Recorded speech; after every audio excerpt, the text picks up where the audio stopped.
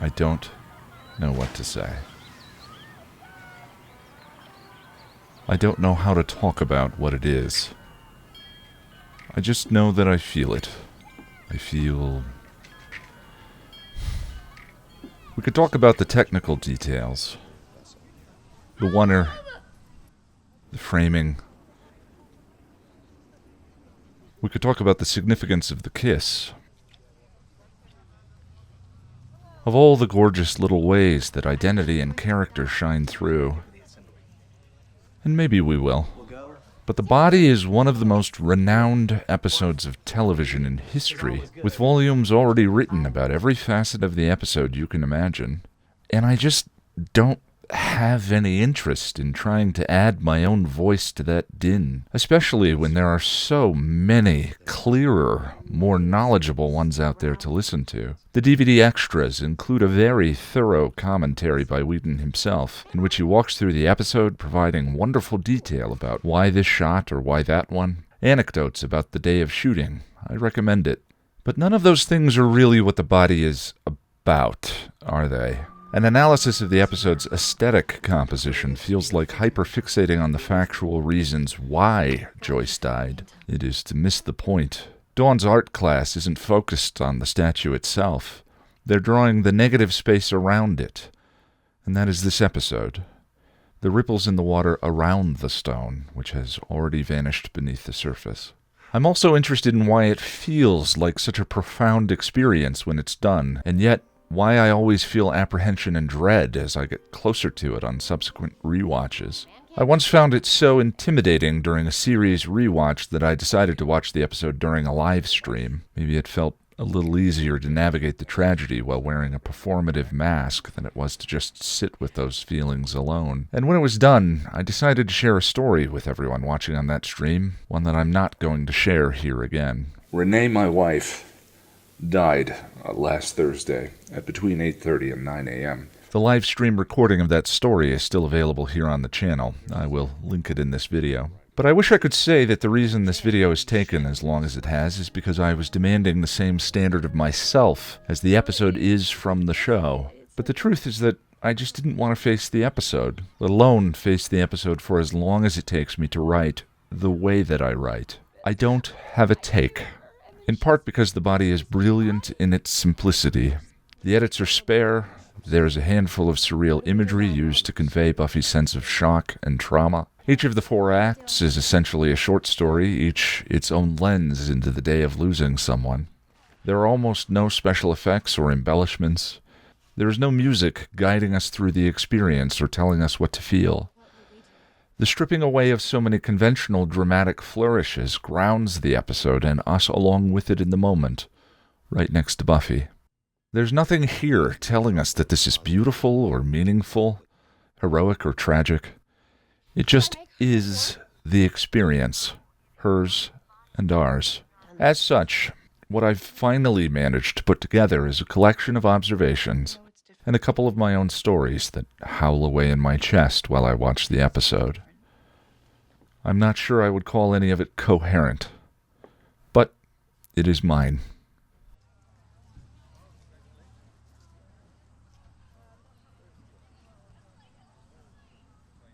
The episode's cold open is the cliffhanger from I Was Made to Love You, identical in every way, followed by the credits and then a flashback that couldn't be more Scooby in its Scoobiness. Quips, friendship, and warm holiday glows. The scene served 2 purposes, as a way of contrasting what is about to happen in the episode along with something Whedon used practically, because he didn't want the post-credits playing over Sarah Michelle Gellar's performance. One of the techniques I love in the episode is the use of sharp, punctuating edits to bring us back to harsh reality, both when Buffy is snapped out of fantasies in which she saves Joyce, and the transition from the flashback to the present. The specific use of the pie is interesting, with the rise of internal tension as it slides towards the edge of the counter and the anxious jump as it falls off. It's incredibly effective how the flashback lulls you into a sense of complacency and then the falling pie restores panic.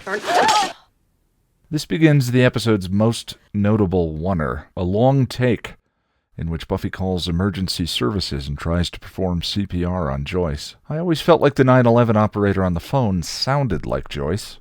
It isn't. Still, part of what makes the episode fascinating are the tricks it plays on the mind.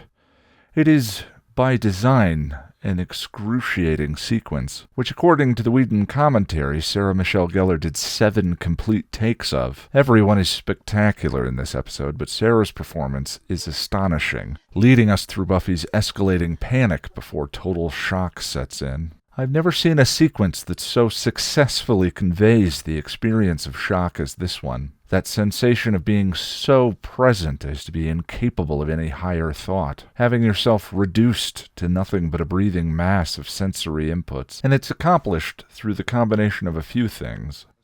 The use of surreal frames to show Buffy's inability to adequately focus in. White noise normally invisible to us that is used as the feature in the audio, as in the vignetted long shot of the phone and the vent noise in the room becoming deafening as a demonstration of the time dilation she's dealing with. But the most relatable is Buffy's extreme focus on the insignificant or incredibly specific details of what is happening, as with her concern for Joyce's dignity when the EMTs come in, or her rote politeness to them after they've just told her her mother is dead. Good luck. I actually experience a modicum of the same thing, as I alternately hold my breath and cry through the sequence. The past few times while watching, for no reason whatsoever, I became focused on the fact that Buffy has 4 earrings. But the elevation of the moment-to-moment minutiae is an attention to the detail of shock that I have not personally ever seen in other stories of loss. And it is so painfully relatable, because along with the panic-induced breakdown of rational thought, a significant aspect to trauma is the feeling of extreme powerlessness. And Buffy's elevated fixation on little details reads like her mind attempting to grab at anything she actually has control over, however seemingly unimportant, in a moment of prolonged horror. This is Season 5, the completion of Whedon's original adolescence allegory, and layered into this sequence are details to signify Buffy's childhood innocence coming to a close. Mommy? As she stares out the back door in complete shock, the sounds we hear in the distance but never see are of kids playing, first music lessons, families, the details of a life that now feels distant and untouchable. And then Giles appears. I've heard it mentioned a few times how each of the stories represent the 5 stages of grief. Buffy and Dawn's denial, Xander's anger. We see bargaining in Buffy's imagined scenarios of how things could have gone. Everyone expresses depression, though Willow's sequence is probably the most familiar representation. And finally, Tara offers Buffy access to some acceptance of the journey she's going through. There's things, thoughts and reactions I had that I couldn't understand. I think that tracks, though I'm not sure if it was intended or if that emerged naturally from the Scooby's already well-established metaphorical relationships to Buffy, a part of the structure of this one that I really appreciate. As Giles, Buffy's metaphorical mind, comes through the front door, the first thing to pierce the cloud of Buffy's shock are the practical aspects of what comes next. I have to tell Dawn. She's at school. I'll go there. But the underlying arc of this first story is principally about Buffy coming to accept that this is no longer Joyce laying on the couch. She's cold. The body is cold? No, my mom. And I always find Sarah's performance of that involuntary realization sneaking up on Buffy We're not supposed to move the body. absolutely gut-wrenching.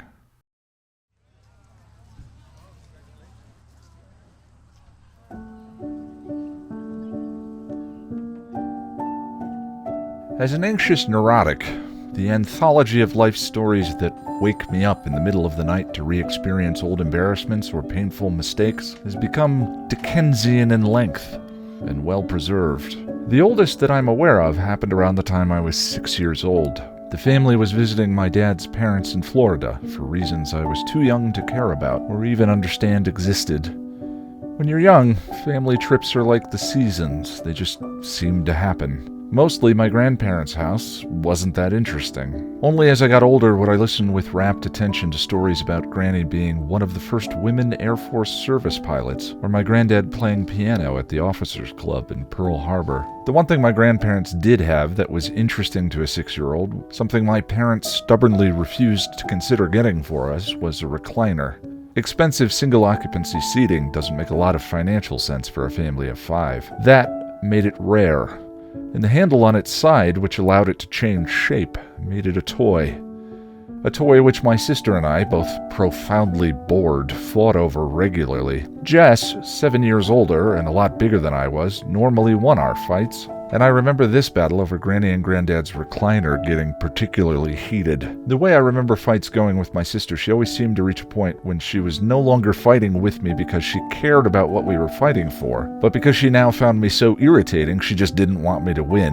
And after the recliner popped open for the 4th or 5th time in the last 10 minutes and my sister shoved me onto the floor, my mom finally yelled at us from the kitchen, "You know what?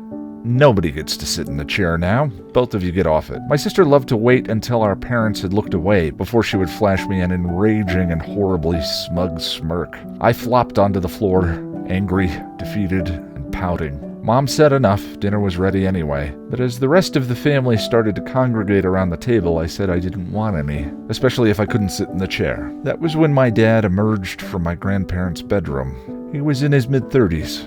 Healthy with kind eyes and his bright bald head. He was carrying my granddad. Granddad had one arm slung around my dad's neck. His face, sheet white and spotted, dangled several inches lower. His clothes were hanging from his bones like untended sails. I would learn years later that it hadn't been long before this that my dad and he had been standing next to each other at urinals when Granddad turned to him and said he'd been seeing blood in his urine for a few months. Did my dad think he should go to the doctor, he asked. By the time he did, it was too late. Dad carried him to a seat at the end of the dinner table and slid him gently into it before he walked to the kitchen to make them both a plate. Granddad took a deep breath before looking over at me, still pouting by myself on the floor. He put his thin, withered fingers on the empty chair next to him and patted it gently, smiling at me. I crossed my arms and looked away. 2 days later we were home. And a day after that, we got a call that Granddad had died. I'm 43 now, and I know it isn't rational, but the shame and regret I feel that the last memory of my grandfather was me turning away from him because I was pouting over a recliner. Those emotions can feel as painful and sharp today as they did then. The pain doesn't mature. I suppose I just visit it less as the years go by.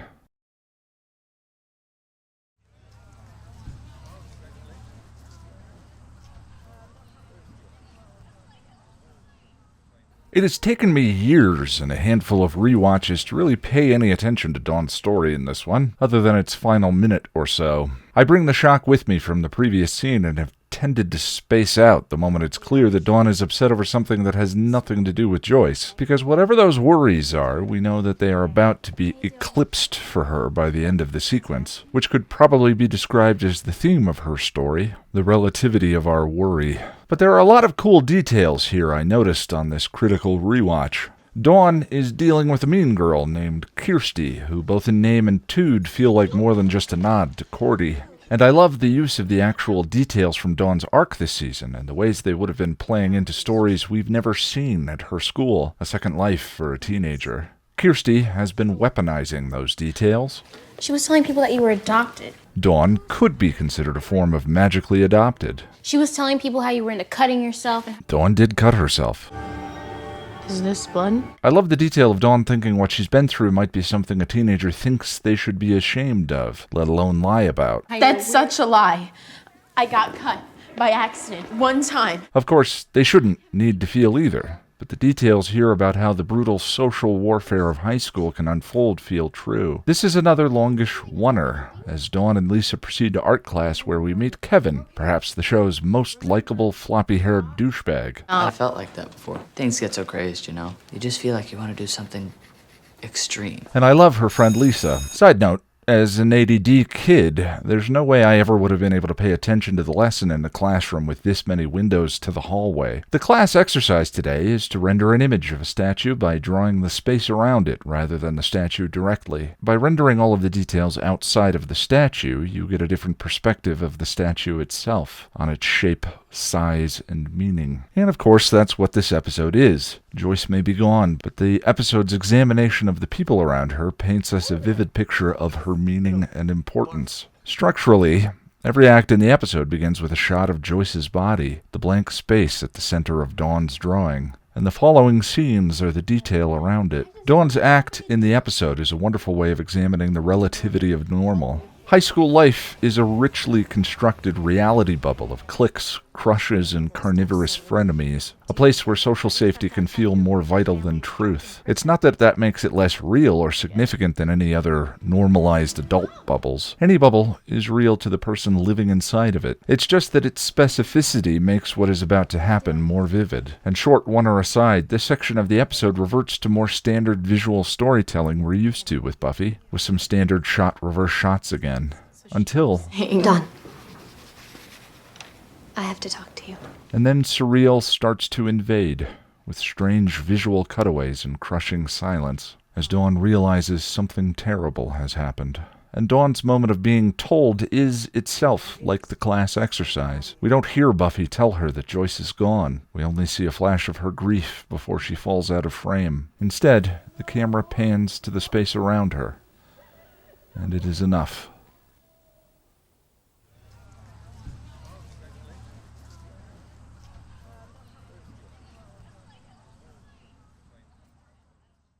My least coherent thoughts of the episode are probably about the dorm room sequence, which begins with Willow struggling to keep it together. We haven't spent very much time in the dorms, but it was around this point in the series where I started to wonder, where is Miss Kitty Fantastico? There are so many cool details here, but before getting into any of them, the most obvious thing that still needs to be said anyway is Alyson Hannigan's performance is wonderful. I well up the second she starts talking, every single time. But the writing for Willow's character here is terrific. Both she and Xander share Buffy's fixation on the small details they can control, and both fit within the bounds of their metaphorical relationship to her. Willow, the metaphorical spirit, is grief and empathy run amok. The moment when she remembers Dawn and what she must be going through crushes me. We can be there for Buffy and Dawn.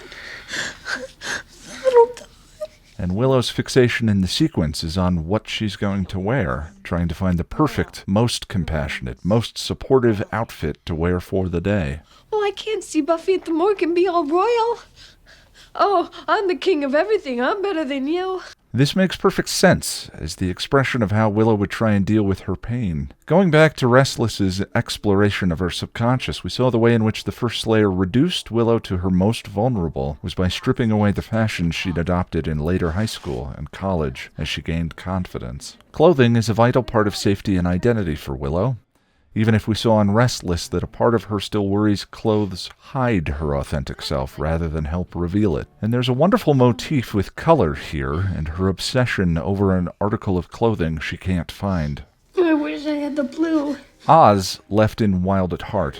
2 episodes later, in Something Blue, Willow casts a spell to try and manifest her desire to get over him. That episode title's most direct connection is to Buffy and Spike. Spike and I are getting married.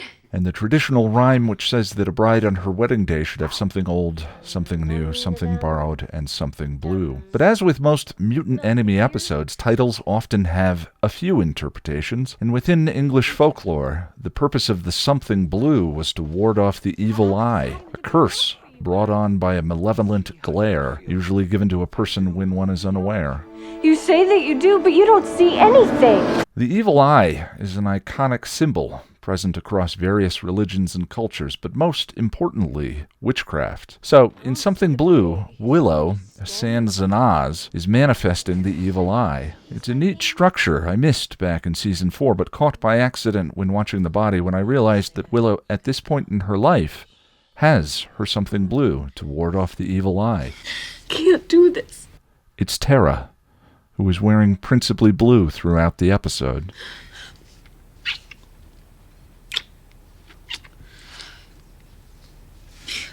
We can do this.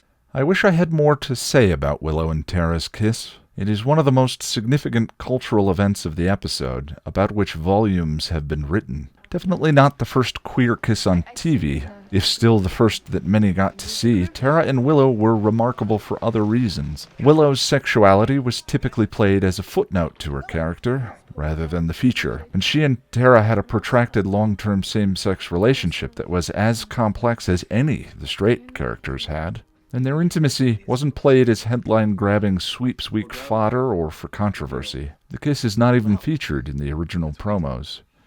It's just here. A rare moment of warmth and light in a tapestry of grief. 20 years on, there may be a lot to say about how long it took to get here or about problems yet to come. But this moment is gorgeous.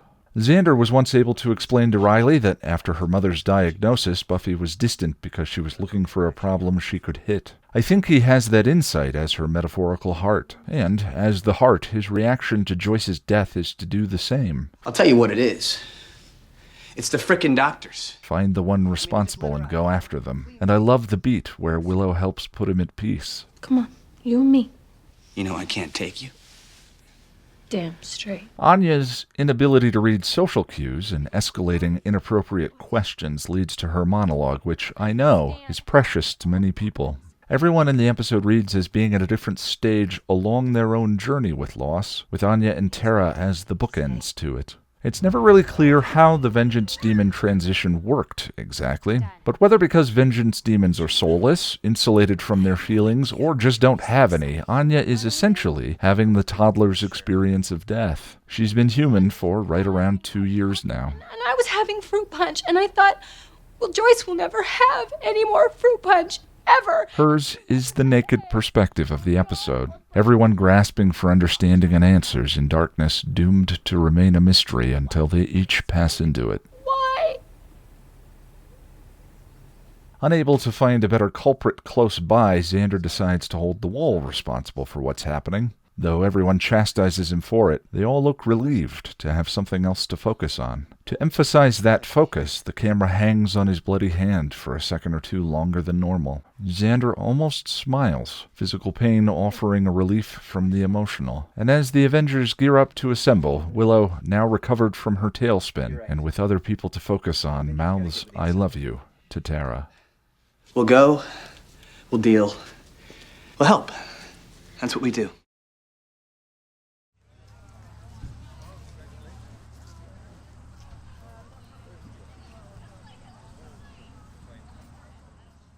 For my birthday, September 2004, my friend Brian showed up at my door and said, "I think you're mature enough now to have a pet. Let's go get you a cat." He was wrong. I was definitely not mature enough to have a pet yet, but we went to the Humane Society anyway. As I was walking past, peering into each cage, I felt my shirt catch on something. I looked down and saw a gray paw had hooked my button through a cage door I hadn't even looked into. That's how I went home with Harley, who lived with me through at least 18 different homes, including a stint on a boat, where when I moved her on board, she once jammed her face against the wall and refused to look at me out of protest for a good hour. Harley did this thing. I called it her SOS meow. When she'd wake up, if I wasn't there, she'd make this panicky, lonely meow until I'd call her name, at which point she'd sprint to me. If I was in a room by myself, I could make the SOS meow back at her, and she would run in, climb on my lap, and start licking my hand. We really were taking care of each other. Eventually, she began to lose weight, along with her eyesight, until one morning, all at once, I woke up and found her on the floor, unable to sit up and making nervous, gasping noises. She purred when I pet her, but couldn't lift her head. At the animal hospital, I was in a panic, but as the vet was carrying her away for examination, I remembered to tell him to be careful. She could be a grumpy old jerk if she didn't get her way. And when the vet brought her into the room with me, he confirmed, blind, sick, and unable to lift her head, she had still managed to scratch him. That's my girl. And he asked how I wanted to handle things. If I wanted to be in the room, how could I have been anywhere else?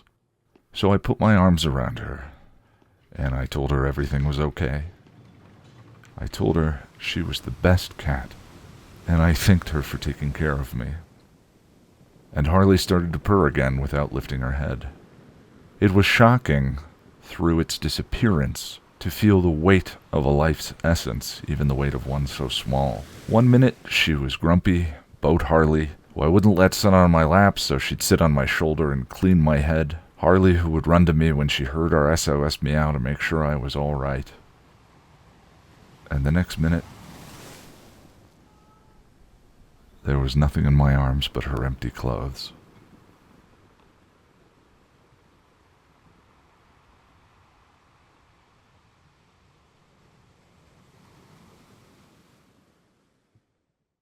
The hospital brings all of the various threads together. Buffy's metaphorical mind offers to manage the paperwork. Anya, a former vengeance-y wish demon, gives Buffy the most powerful gesture she knows how to. I wish that Joyce didn't die. Dawn disappears. Tara shares about her own loss with Buffy to let her know she isn't alone. And the final scene of the episode is not easy. Mark Field described it in his book, Buffy the Vampire Slayer, Myth, Metaphor, and Morality, as a grinding reminder that life doesn't stand still. Whedon's intention for having every act open on a shot of Joyce's body in some various state of being tended to was that the episode never lose sight of the fact of the body, and that death is a physical thing. In a show with so much dust, where the bodies of Buffy's foes turn into a charcoal ash and blow away, the episode resolutely refuses to avert its eyes from the death that Buffy has no control over. But I think that the combination of those recurring shots, along with the episode's chosen aesthetics, accidentally created a different kind of effect, at least for me. Reverence. After Buffy comes to grips with the fact that Joyce is gone and the body left behind is not her, every shot of Joyce going forward is symmetrical. The silence and careful preparation of it feels church-like. I don't think I've ever shown a shot of Joyce from this episode in 200-odd videos, and that is because for me, there's something about the episode that feels sacred, which makes the final sequence that much more abhorrent. Joyce's reveal in Dawn's fall feels repulsive and wrong. The vampire is disgusting. He dies gruesomely. The very thought of a quip feels incomprehensible. In the DVD commentary, Whedon referred to Joyce's rib cracking from the opening as obscene physicality, and this vampire reminds me of that, particularly corpse-like and unnerving. He is naked, a horrible intrusion into this experience. And that's the point. The final scene is an intrusion. It is awful. There is something sacred to the episode, deeply intimate, raw, and private. There's nothing more private. But the grinding reality is that the universe doesn't care, and time never stops pulling us forward, whether we are ready or not. In the final moments, Dawn hasn't quite finished the journey that Buffy took in the opening scene. Where'd she go? The only answer her question receives is in the episode's cutaway from her fingertips. We don't know how it works. Why?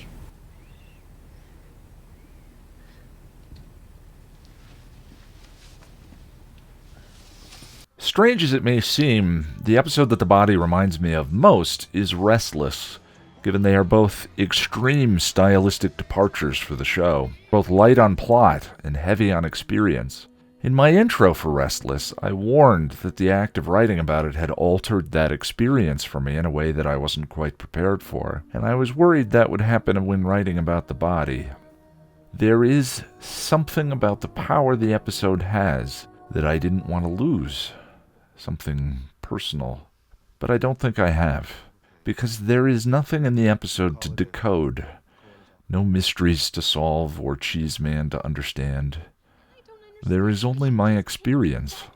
I still remember finishing the body for the first time. I was in the midst of a deep depression and had been binging Buffy all day from the couch. I watched the episode by myself, and when it was over, I sat stunned for a time in the deafening silence of my empty apartment. I knew I had just had a profound experience, one I desperately wanted to share with someone, but I was dumbstruck by the realization that it wouldn't mean the same thing for them unless they'd watched 5.5 seasons of a show that, at the time, I was having difficulty convincing my very best friends to watch. Forgetting for a moment just the power of a story told well, that was the first time I realized one of the powers of long-form television storytelling. I grew up in a time when the conventional wisdom said that television was the disposable medium compared to film. Everybody, Giles has a TV. He's shallow like us. But the body showed me that there was a power television had that was unique. These characters. I loved these characters. I felt connected to them intimately, powerfully. We'd spent hours and hours together. I felt a connection to Buffy, and through her, Joyce, that I rarely ever had for another fictional character. At some point, Whedon said that Buffy would never have a very special episode. You know the ones. ABC Tuesday, a parent's worst fear, losing a child. I don't want to die. The very special episodes tend to be tonal departures from a show's typical flavor, used to confront social issues like drugs, alcohol, and death.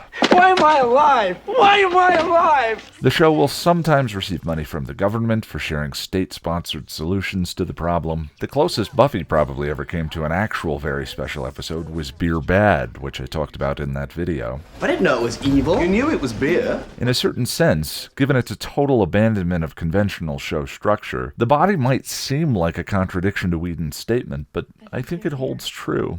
One of the key aspects of the very special episode is the insight gained, the moral imparted, or the what did we all learn at the end of the episode. Follow me.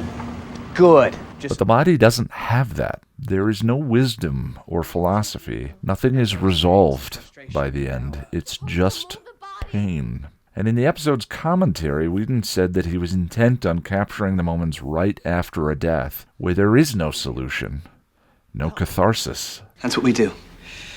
We help Buffy. How are we going now? Yet, for me, and I know for many others, a deep catharsis occurs. When the body is over, my own catalog of grief feels easier to carry. I feel less alone with it. I feel connected. That's one of the powers of great storytelling. Despite his intentions, there is light in this episode. Tara and Willow, Willow and Xander, Buffy and Tara. When I watched the opening credits, I thought to myself, what a portrait of joy Buffy can be as a show. Friendship, humor, connection. Tragedy and trauma have a way of washing those things away for a while. But never everything. And never forever.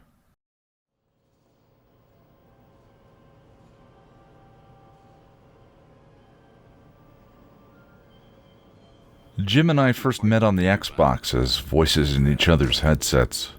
Friends of friends. Who remembers exactly how these things get started? I have always been embarrassingly bad at putting names with faces, and couple that with us first knowing each other as voices over the internet, along with the fact that my evenings spent gaming were often fueled by drink. Jim would for years tease me about having unfriended him 3 or 4 times because I couldn't remember who the hell this name was on my friends list the next morning. I was always having to re-add him to the service. At the time, I didn't realize I was drinking the way that I was because alcohol had a way of turning down the volume levels of self-hating voices and anxiety that constantly blared inside my own head. And I never told him, but he was someone around whom the storm in my head would also go quiet. He was so kind. I remember many times after our other friends had called it a night, Jim and I often took the opportunity those evenings, often becoming mornings, to share the warm glow of our televisions, talking about friends in our circle, dreams or latest endeavors. We were never each other's best friends, but we'd aged past the point where that meant anything. And when we finally met in person, I felt kinship and connection to him as though we'd grown up on the same block together. Earlier this year, Jim called me on the phone. Unusual for him, but since I'd quit drinking, I hadn't been spending very much time online anymore. It was incredibly good to catch up. We talked about how the COVID years had been going, and I told him I'd been thinking about him because Jack and I had recently been playing a bunch of Destiny, and I was starting to run the risk of becoming competent at it. But it had made me think about evenings playing the same game with him and our group. I was always so bad at the platforming. I would get stuck in some crucial place, falling over and over and over again. Jim was really good at video games, and the rest of our team would get frustrated with me and run off. But Jim would traverse all the jumps to come back to where I was repeatedly dying and walk me through it, saying, "It's okay, buddy, just take your time." That evening on the phone, I apologized for being a terrible drunken co-op player and said I couldn't imagine how frustrating it must have been for him. He said, "It was never frustrating, buddy. I was never there to play the game.